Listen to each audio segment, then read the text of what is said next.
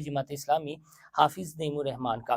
حافظ نعیم الرحمان نے بھی general Faiz, T T P, general Bajwa اور عمران خان کے حوالے سے انتہائی اہم بات کی اور مطالبہ کیا۔ پہلی بار کسی جماعت کے رہنما نے بربناک ہیڈ نے یہ مطالبہ کیا ہے۔ ان کا کیا کہنا ہے، ذرا یہ کلپ بھی سن۔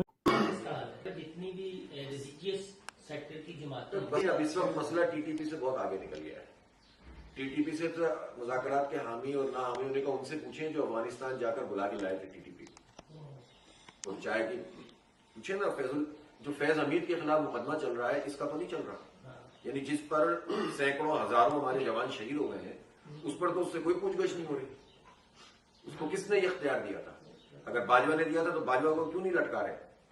فیض حمید نے اگر یہ اپنے سیلف انیشیٹو پہ کیا تھا اس پر یہ مقدمہ کیوں نہیں چل رہا؟ تو جس پر پوری قوم کو جھونک دیا اس پر تو کوئی پوچھنے والا نہیں ہے۔ تو یہ سوال تو بے معنی ہے کہ مذاکرات ہونے چاہیے کہ نہیں ہونے چاہیے، وہ تو گھر میں لا کر بیٹھا دیا انہوں نے۔ جس طرح سے شہباز شریف صاحب نے بغلیں بجائی ہیں اور اس طرح سے وہ خوشی کا اظہار کر رہے ہیں جیسے پتہ نہیں ان کو کون سی دولت مل گئی ہے، تو یہ بہت ہی افسوسناک ہے اور یہ پورے پاکستان کی قوم اور پاکستانی فوج کو دوبارہ سے امریکہ کی آگ میں جھونکنے کے لیے کریں، صرف اس لیے کہ امریکہ کے آگے آپ بچ جائیں اور ڈونلڈ ٹرمپ آپ پہ نظر کرم فرما دیں، آپ کا 2 دفعہ نام لے دیں۔ اور کیا ہسٹری سے انہوں نے یہ نہیں سیکھا کہ امریکہ کسی کا دوست نہیں ہے؟ اس نے وہ جو ابھی زیلنسکی کے ساتھ کیا ہے تو وہ تو امریکہ تو کسی کا بھی دوست نہیں ہے۔ وہ ہم نے اس سے اتنی دوستی کی اور 71 کی جنگ میں ان کا وہ بیڑا پہنچا ہی نہیں آج تک، 50 سال 55 سال گزر گئے کہ بس چل رہا ہے، بس پہنچ رہا ہے اور آپ کی مدد کرنے آ رہے ہیں۔ تو امریکہ تو دوست ہو نہیں سکتا، وہ دشمن تو ہے، دوست نہیں ہے۔ اور جو حکمران طبقہ بھی، پچھلے حکومت نے بھی یہ کیا، اس سے پچھلی حکومت نے بھی یہ کیا، اس سے پچھلی حکومت نے بھی یہ کیا، اور یہ سب لائن میں لگے ہوئے ہوتے ہیں کہ کسی طرح ان کو ہم منانے میں کامیاب ہو جائیں، لیکن ملتا کچھ بھی نہیں ہے۔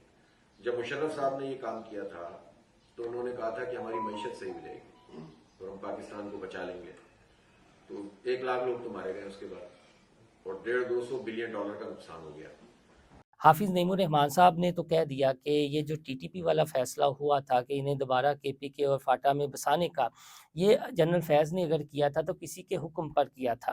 اگر کسی کے حکم پر کیا تھا تو انہیں لٹکایا کیوں نہیں گیا؟ اور امیر جماعت نے جنرل باجوہ کا بھی نام لیا ہے اور ساتھ میں یہ بھی کہا ہے کہ جنرل فیض اور اس کے صورتکاروں کو جو اس وقت وزیر اعظم تھے، انہیں جس بات پر سزا ملنی چاہیے اس بات پر تو انہیں سزا نہیں دی جا رہی۔ تو یہ بالکل وہی بات ہے جو اصل میں کرنا چاہتے ہیں اسپیکر پنجاب اسمبلی اور مختلف سیاسی جماعتوں کے رہنما اب یہ بات کر رہے ہیں کہ یہ جو پروجیکٹ لانچ کرتے ہیں جن کی وجہ سے آج پاکستان کے سیاسی و معاشی حالات یہ بنے ہوئے ہیں، بلوچستان اور کے پی کے میں آگ لگی ہوئی